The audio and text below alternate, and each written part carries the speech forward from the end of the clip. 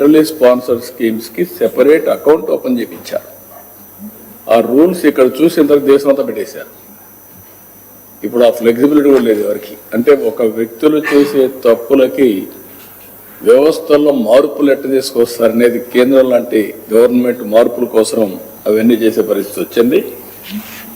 నేను ఢిల్లీకి పోతే విష్ లిస్ట్ నేను ఇస్తే ఈ పనులు చేయమని అడిగితే వాళ్ళంతవరకు మీరు ఇది చేస్తే ఇది చేయగలుగుతాం తప్ప, లేకపోతే మేము హెల్ప్లెస్ అని నాకు ఒక విష్ లిస్ట్ వాళ్ళు ఇచ్చే పరిస్థితికి వచ్చారు.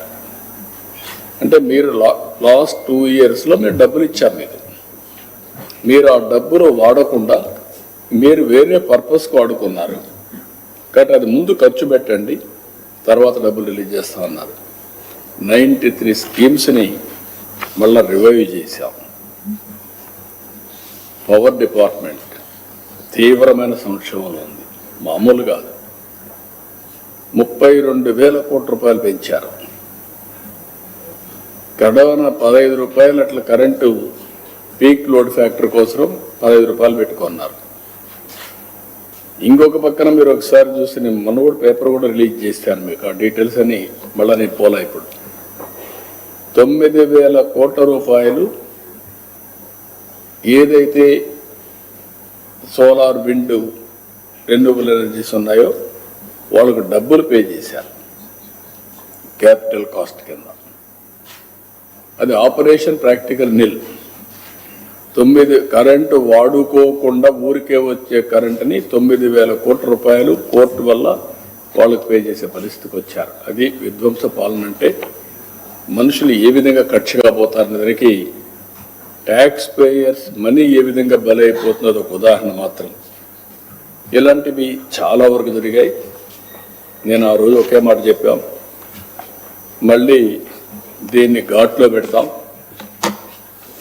ఎక్కడ కూడా నిర్లక్ష్యం చేయం. కరెంటు ఛార్జీలు పెంచకుండా ఈ వ్యవస్థని సమర్థవంతంగా నిలబెడతామని చెప్పాం, నిలబెట్టాం. నేను కరెంటు ఛార్జీలు 2వ సంవత్సరం పెంచాను. నెక్స్ట్ ఇయర్ కూడా సమర్థత పెంచుకుంటాం. దాని మీద కూడా ముందుకు పోతున్నాం. ఆ తర్వాత మీరు చూస్తే సమర్థవంతమైన సాగునీటి నిర్వహణతో కరువు లేకుండా చేస్తామని చెప్పాం. ఈరోజు మీరు ఖరీఫ్ అయింది, రబీ స్టార్ట్ అయింది. దగ్గర 950 TMC ఆఫ్ వాటర్ రిజర్వాయర్లో ఉంది.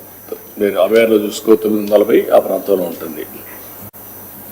ఇంకొక పక్క గ్రౌండ్ వాటర్ ఎక్కువ శ్రద్ధ పెట్టాం. ఇది 7.35 మీటర్ల ఆవరేజ్లో ఉంటే గ్రౌండ్ వాటర్ ఇప్పుడు 6.08 తగ్గించాం. అంటే గ్రౌండ్ వాటర్ పెంచాం. రాయలసీమలో 8.1 నుంచి 6.31 తీసుకొచ్చాం. ఇతర జిల్లాల్లో 7.01 నుంచి 5.97 తీసుకొచ్చాం. నేను ఈరోజే కాదు 30 ఏళ్లుగా ప్రయత్నం చేస్తున్నాను. సాగునీటి పంట కుంటలు తవ్వడం, చెక్ డ్యాములు కట్టడం, కంటూర్ ట్రెంచెస్ తవ్వడం, ఫారెస్ట్ ఏరియా మొత్తం వాటర్ కన్జర్వేషన్ మెథడ్స్ వేయడం, ఇవన్నీ చేశాం. దాని ఫలితాలు ఈరోజు 6 మీటర్లకు వచ్చింది. నెక్స్ట్ ఇయర్కి 3 మీటర్లకు తేవాలని 2 ఏళ్లలో దానికి ఒక ప్రణాళిక తయారు చేసుకుంటున్నాం. రిజర్వాయర్స్ కట్టడమే కాకుండా భూమిని జలాశయంగా చేసుకుని భూగర్భ జలాలు పెంచాలి, దానికి ముందుకు పోతున్నాం. అవి కూడా చేస్తున్నాం. అన్ని మైన్ ఇరిగేషన్ నీళ్లు నింపడానికి కూడా ప్రయత్నం చేస్తున్నాం. ఇంకొక పక్క ఏపీ బ్రాండ్ పూర్తిగా దెబ్బతినింది. ఇండస్ట్రీస్ పారిపోయినాయి. ఇండస్ట్రీస్ రావద్దని చెప్పే పరిస్థితికి వచ్చారు. మేము రాము, ఎవరు పోవద్దనే పరిస్థితికి వచ్చారు.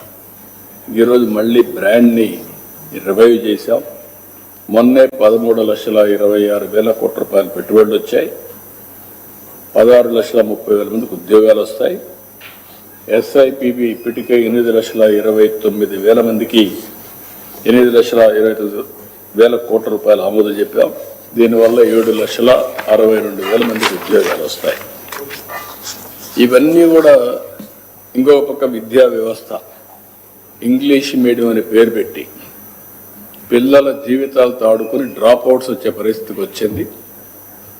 ఈరోజు మెగా పేటీఎం ఈ కార్యక్రమాలు పెట్టి నెక్స్ట్ లెవెల్కి వెళ్తున్నాం.